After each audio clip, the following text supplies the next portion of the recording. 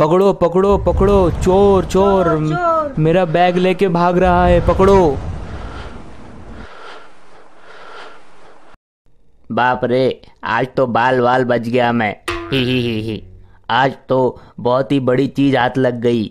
देखूं जरा क्या है इस पोटली में। अरे बाप रे, इसमें तो सोने की मोती है। मुन्ना, तेरे तो भाग खुल गए, तेरे तो चार चांद लग गए।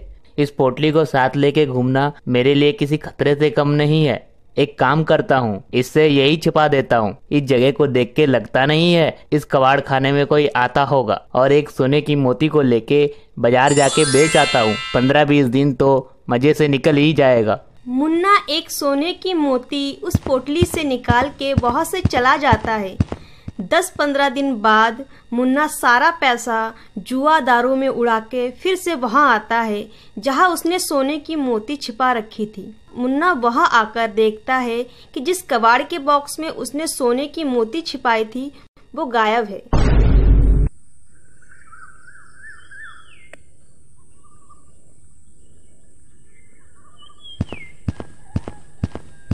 एक दिन दोनों छुट्टी के बाद घर आ रहे थे कि तभी अमित का पैर मुड़ गया और वो जमीन पर गिर गया और उसके पैर में चोट लग गई। अमन चोट देख के, अरे अमित, तुझे तो बहुत चोट लगी है, मेरे घर होते हुए चल, मैं अपने घर से मरहम पट्टी कर दूंगा। अरे नहीं अमन, ये तो जरा सी चोट है, माँ हल्दी का लेप लगा देगी तो शाम तक ठीक हो जाएगा। सही समय पे घर नहीं पहुँचा तो माँ परेशान होगी। अरे आजकल मिलावटी हल्दी आने लगा है, मिलावटी हल्दी घाव पे लगाएगा, घाव और ज़्यादा फैल जाएगा। अमन अमित की बात नहीं सुनता है और उसे अपने घर ले जाता है। अमन शहर का रहने वाला था और साथ ही पैसे वाला था, इसीलिए अमन के पूरे घर में एसी लगा हुआ था। अमित जैसे ही अमन के कमरे में जाता है उसे पूरा कमरा ठंडा महसूस होने लगता है। अमन अमित के पैर में और माथे पे मरहम पट्टी कर देता है। दोस्त, एक बात पूछूं? हाँ पूछ। तेरा रूम इतना ठंडा कैसे है? मेरा घर तो इतना ठंडा नहीं है और बाहर भी बहुत गर्मी है, पर तेरा कमरा एकदम ठंडा है, जैसे पहाड़ पर होता है। ऐसा लग रहा है मैं पहाड़ पे बैठा हूँ। बहुत मजा आ रहा है दोस्त। अमन अमित की बात सुनकर हंसते हुए बोला, दोस्त, ये ठंडा कमरा इसलिए है क्योंकि मेरे कमरे में एसी लगा हुआ है। एसी? वो देख, एसी, इसमें से बहुत ठंडी हवा निकलती है। इस एसी की वजह से तुझे मेरा कमरा पहाड़ जैसा लग रहा है। और सुन, मैंने मरहम पट्टी कर दी है, 3-4 दिन घर पर ही रहना, तू स्कूल मत जाना। अमन और अमित दोनों बहुत अच्छे दोस्त थे और एक साथ स्कूल जाते थे। अमन का घर शहर में था और अमन बहुत ही पैसे वाला था।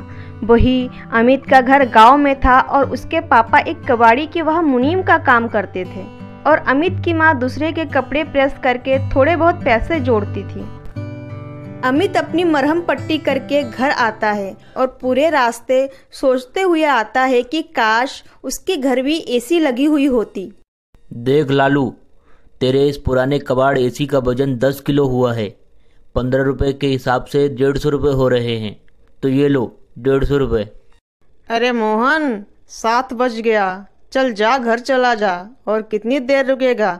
तेरा गांव शहर से दूर है, अंधेरा होने से पहले निकल जाया कर। मालिक, बस जा ही रहा था, आप एक बार पूरे दिन का हिसाब देख लेते। अरे मुझे तुझ पर पूरा भरोसा है, इसकी जरूरत नहीं है। दुकान बंद करके घर चला जा, और मैं भी घर जा रहा हूँ। अमित माथे और पैर पर पट्टी लिए अपने माँ बाबा का इंतजार कर रहा था। तभी मोहन और उसकी पत्नी लता काम से वापस घर लौटते हैं। अमित को देखकर दोनों हैरान हो गए और पूछने लगे कि आखिर ये चोट कैसे लगी। अरे बेटा, ये चोट कैसे लगी और कब लगी?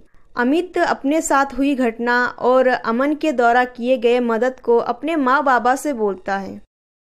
फिर भी बेटा, तुझे देखकर चलना चाहिए था, देखा लग गई ना। अब 3-4 दिन स्कूल नहीं जा पाएगा। अरे बस बस, शांत हो जाओ, सही हो जाएगा। मेरा बेटा इतना भी कमजोर नहीं है, इस उम्र में ऐसे छोटी मोटी चीजें होती रहती है। अरे आप समझाने की वजह और बढ़ावा दे रहे हैं आप भी ना। मुझे जल्दी से सब्जी ला दीजिए, मुझे खाना बनाने जाना है।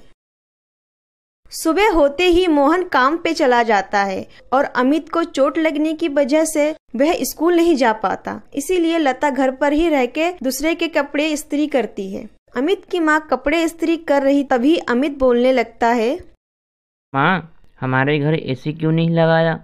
मेरे दोस्त अमन के घर पे एसी लगा हुआ है, बहुत ठंडी हवा देता है। माँ, मेरा तो मन ही नहीं कर रहा था वहाँ से आने का। हमारे घर भी एसी लगाओ ना माँ। लता अमित की बात को नज़रअंदाज करते हुए बोलती है, बेटा, ये एसी वगैरह हम गरीबों के लिए नहीं होता है। 2 वक्त की रोटी मिल जाए हमें वही बड़ी बात है। इतनी महंगी चीज़ हम कहाँ से खरीदे। और ये मत भूल, तेरी माँ दूसरे के कपड़े इस्त्री करती है और तेरे पापा दूसरे के वहाँ एक मुनीम का काम करते हैं। लता ऐसा बोल के अपने काम में लग जाती है। पर माँ, भगवान ने हमें गरीब क्यों बनाया और मेरे दोस्त को अमीर क्यों बनाया? मुझे भी ठंडे रूम में रहना है, मुझे भी एसी की हवा चाहिए। हे भगवान, इस लड़के के सवाल तो मुझे काम ही नहीं करने देंगी। चुप हो जा, मुझे काम करने दे। मोहन और लता के घर की हालत ऐसी नहीं थी कि वो एसी खरीदे। जितना दोनों मिलकर कमाते थे उससे बस गुजारा ही होता था। पर अमित की पुकार शायद भगवान ने सुन ली। शाम को मोहन अपने साथ एक बड़ा सा एसी लेके आया। अमित और लता दोनों देख के हैरान हो जाते हैं। अमित एसी देख के खुश हो जाता है। लता सोच में पड़ जाती है कि आखिर इतनी महंगी एसी कहाँ से खरीदी, और वो पूछने लगती है, इतनी महंगी एसी आपने कहाँ से खरीदी? पैसे कहाँ से आए इसके? अरे, ये मैंने खरीदी नहीं है, ये हमारे मालिक साहब के वहाँ कबाड़ में आई हुई थी। मैंने इसको मैकेनिक से सही करवाया तो ये चलने लगा। मैंने सुबह तुम दोनों को बात करते हुए सुन लिया था, और मुझे इस एसी को सही करने में जितने भी पैसे लगे वो हर महीने मैं अपनी तनख्वाह से कटवा लूँगा। तुम इसकी फ़िक्र मत करो, बस एसी के मज़े लो। मोहन ने अपने घर की दीवार पे उस एसी को लगा दिया। अमित के मन में लड्डू फूट रहे थे, क्योंकि उसे आज एसी की हवा जो मिलने वाली थी। रात को मोहन और लता और अमित तीनों एसी चला के एसी के नीचे बिस्तर लगा के सो गए। सुबह जब अमित की आँख खुली तो उसने देखा उसके बिस्तर के पास एक सोने की मोती पड़ी हुई है। मोती देख के अमित चौंक जाता है। अमित नादान था, उसने अपने माँ बाबा को नींद से जगाया और सोने की मोती दिखाई। बाबा, माँ, उठो, देखो, ये तो सोने की जादुई एसी है। ये एसी तो सोना देती है बाबा। मोहन और लता को कुछ समझ नहीं आ रहा था कि आखिर सोने की मोती कहाँ से आई और ये जादुई एसी कैसे हो गया। पर सोने की मोती देख के मोहन और लता खुश हो जाते हैं। लता जल्दी से मोती को उठा लेती है। इतना बड़ा सोना मैंने पहली बार देखा है। ये तो कितनी चमक रही है। ये मोती क्या सच में इस एसी ने दिया है? आप एक बार फिर से एसी चलाइए ना। मोहन जैसे ही एसी चलाता है, एसी के अंदर से फिर से एक सोने की मोती निकल के बाहर गिरती है। मोहन, लता और अमित ये सब देख के चौंक जाते हैं और उनकी आंखें मोटी मोटी हो जाती हैं। लगता है भगवान ने हमारी सुन ली। ये एसी नहीं, ये तो साक्षात लक्ष्मी है। लक्ष्मी, अब तो हमें अमीर होने से कोई नहीं रोक सकता। एसी को जब जब चलाया जा रहा था उसमें से एक एक सोने की मोती बाहर निकल रही थी। लता सारी सोने की मोती समेट के अलमारी में रख देती है। लता और मोहन ने अमित को इस बारे में किसी से भी बोलने के लिए मना कर दिया। रोज की तरह मोहन काम पे चला गया। लता भी कपड़े इस्त्री करने लगी और अमित एसी चला के उसके नीचे बैठ गया।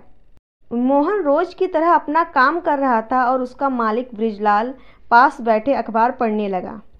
क्या क्या होने लगा है आजकल, चोर भी समझदार होने लगा है।